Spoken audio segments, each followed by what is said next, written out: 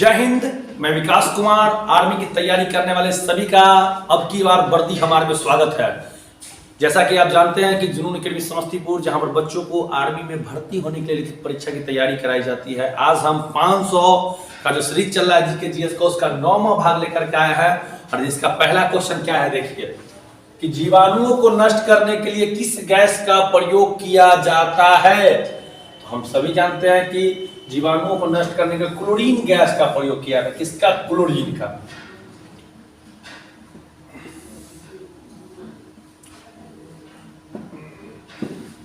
(402) number है कि सेब में कौन सा अम्ल पाया जाता है। सेब में कौन सा अम्ल पाया जाता है?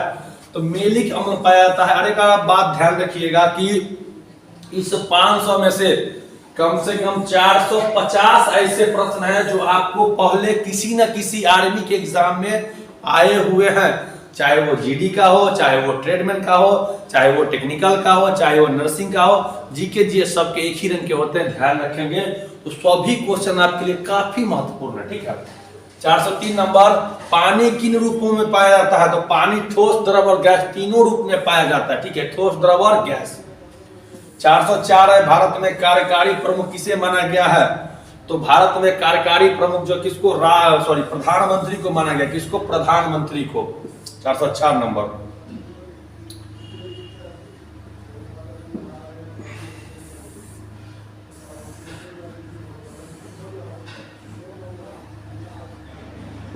(405) है कि कोणार्क मंदिर का निर्माण किसने करवाया? कोणार्क के सूर्य मंदिर का नरसिंह देव प्रथम ने करवाया था। कोणार्क के सूर्य मंदिर का निर्माण नरसिंह देव प्रथम ने करवाया। 406 नंबर है कि यदि एक तरंग की आवृत्ति बढ़ती है तो इसकी तरंगाइधर पर क्या प्रभाव पड़ेगा? तो क्या होता है? घट जाता है। क्या होता है? घट जाता है। 407, सम्राट अशोक किसका उत्तराधिकारी था? मतलब अशोक जी के पप्पा कौन थे? तो सम्राट अशोक के पप्पा का नाम बिंदुसार था। क्या था? बिंदुसार। 408 नंबर प्रश्न है कि भारतीय संविधान में पहली बार संशोधन कब लागू किया गया? भारतीय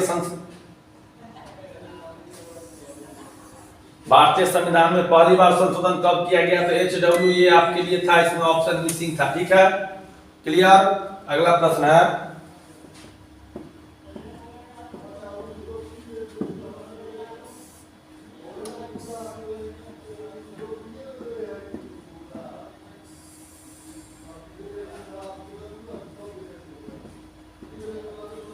महाराणा प्रताप के घोड़े का क्या नाम है? महाराणा प्रताप के घोड़े का क्या नाम था? चेतक। क्या नाम था?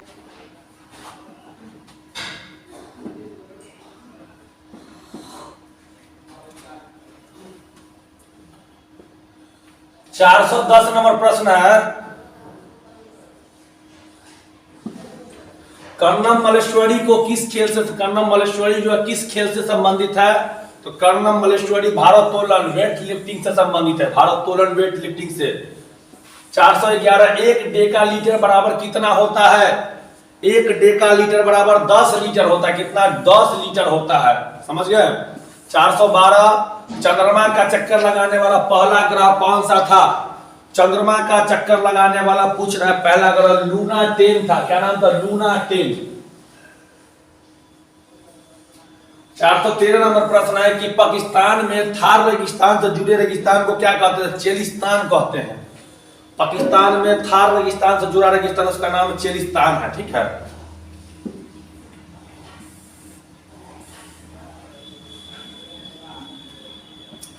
चलिए 414 नंबर है कि प्राचीन काल में जानवरों, पौधे एवं अन्य जीवों के संरक्षित या चित्रों के अध्ययन को क्या कहते थे? तो पुरातत्व विज्ञान या आर्कियोलॉजी कहते हैं। क्या कहते हैं? पुरातत्व विज्ञान या आर्कियोलॉजी, ठीक है। साइप्रस की राजधानी कहाँ है? एक देश का नाम है साइप्रस की राजधानी निकोसिया है। कहाँ है? निकोसिया। 416 नंबर है, धमनियां रक्त वहन करती है जो कि भरी होती है किससे? तो ऑक्सीजन से यह भरी होती है। किससे? ऑक्सीजन से भरी होती है। 417 है, पृथ्वी का आकार कैसा है? तो चपटा गोल आकार का। पृथ्वी चपटा और गोल आकार का।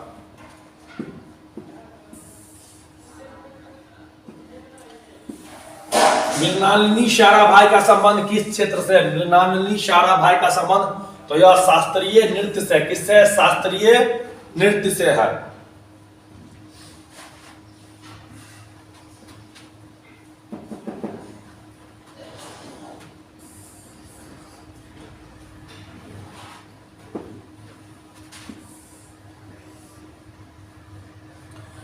फिर दाम्बुल का स्वर्ण मंदिर पाया जाता है कहाँ? दाम्बुल का स्वर्ण मंदिर कहाँ पाया गया है? तो श्रीलंका में। कहाँ है? श्रीलंका में। बौद्ध गुफाओं के लिए प्रसिद्ध कार्ले किस राज्य में स्थित है? बौद्ध गुफाओं के लिए प्रसिद्ध कार्ले जो वो कहाँ? महाराष्ट्र में स्थित है। कहाँ? महाराष्ट्र में। 421 हैकर का मतलब क्या होता है? हैकर पूछा हुआ क्वेश्चन है कि हैकर का मतलब क्या होता है? तो वह व्यक्ति जो डेटा तक अनाधिकृत रूप से पहुंचकर प्राप्त करने के लिए कंप्यूटर का प्रयोग करता है। मतलब वह व्यक्ति जो किसी के डाटे को बिना परमिशन के उससे चुरा करके अपने कंप्यूटर में ले आता है उसको क्या बोलते हैं? हैकर बोलते हैं। विश्व क्षय रोग दिवस मनाया जाता है कब? तो विश्व क्षय रोग दिवस 24 मार्च को मनाया जाता है। कब? 24 मार्च को। 423 है। 1 गीगाबाइट बराबर कितना होता है? 1024 MB होता है। 1 गीगाबाइट बराबर 1024 MB।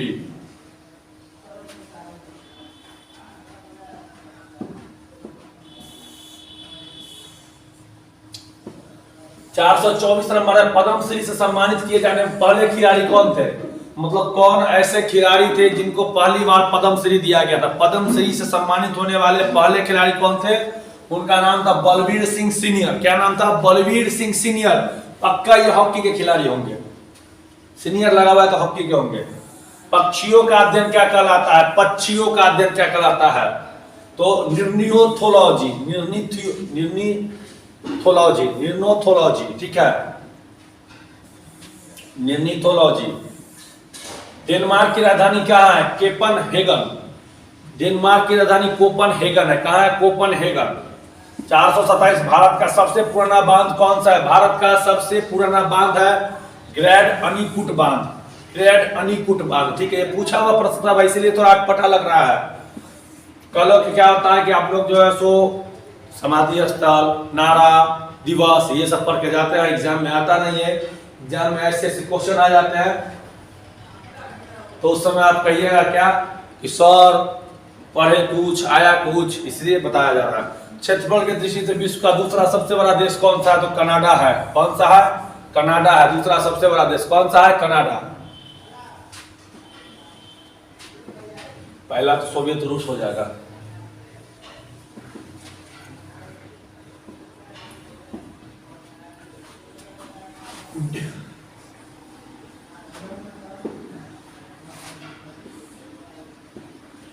DMK Dravid Munnetra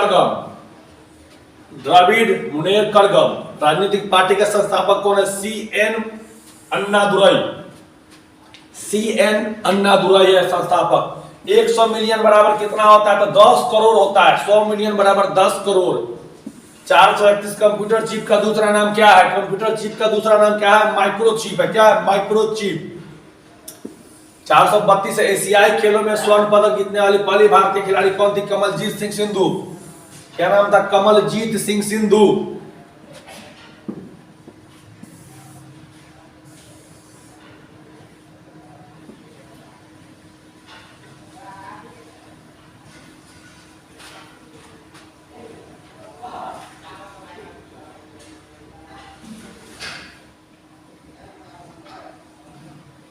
dolphin के समूह को क्या कहा जाता है?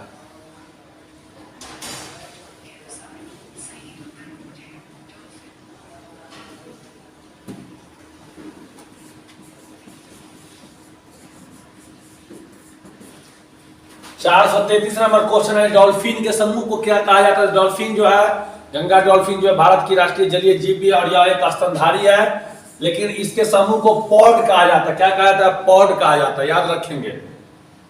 434 यूके इंग्लैंड की समाचार एजेंसी का नाम क्या है? यूके इंग्लैंड की समाचार एजेंसी का नाम राइटर्स है। क्या है? राइटर्स है, याद रखेंगे।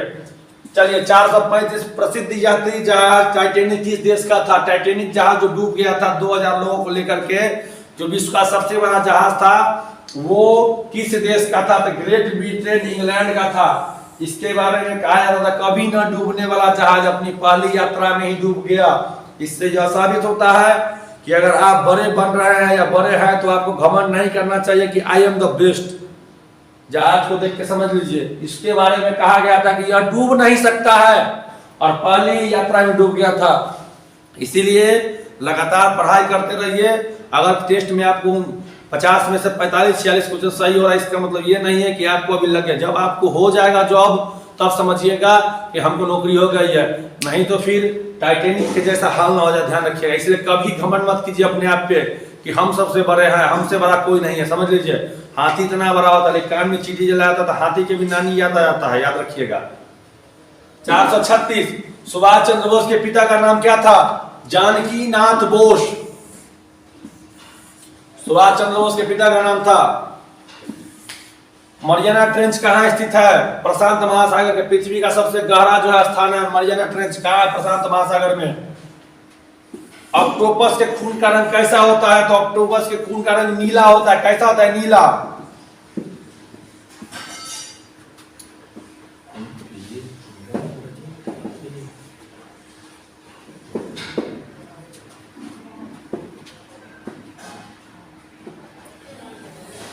भारतीय विज्ञान संस्थान कहाँ स्थित है? भारतीय विज्ञान संस्थान कहाँ है? तो बंगलुरु में है। कहाँ है? बंगलुरु में।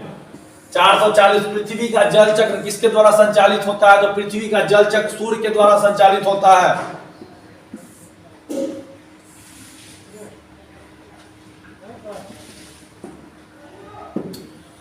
चलिए 440, पृथ्वी ओएनजीसी का मुख्यालय कहाँ है? ओएनजीसी का मुख्यालय देहरादून, उत्तराखंड की राजधानी में देहरादून।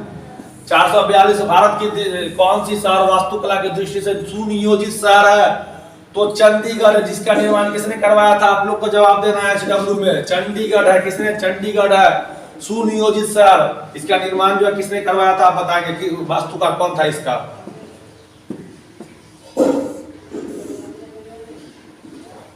443, मंगलयान कहां से लॉन्च किया गया था? तो मंगलयान श्रीहरिकोटा से लॉन्च किया गया था। कहां? श्रीहरिकोटा से। सेशेल्स द्वीप कहां पाया जाता है? सेशेल्स द्वीप कहां स्थित है? तो सेशेल्स द्वीप हिंद महासागर में। कहां है? हिंद महासागर में। 445, कांचीकल जलप्रपात कहां पाया जाता है? कांचीकल जलप्रपात जो आपको कर्नाटक में पाया जाता है। कहां? कर्नाटक में।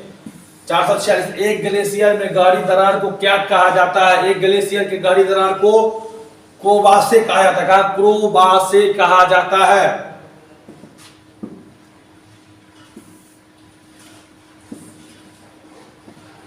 447, हवा के परागन को क्या कहते हैं? एनीमोफिली।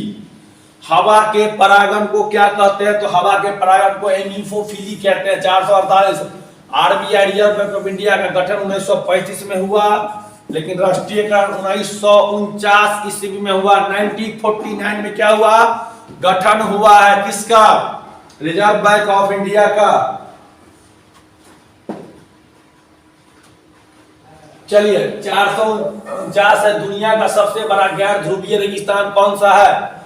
दुनिया का सबसे बड़ा गैर ध्रुवीय रेगिस्तान जो है वो है ग्रेट ऑस्ट्रेलियन। क्या है? Great Australian.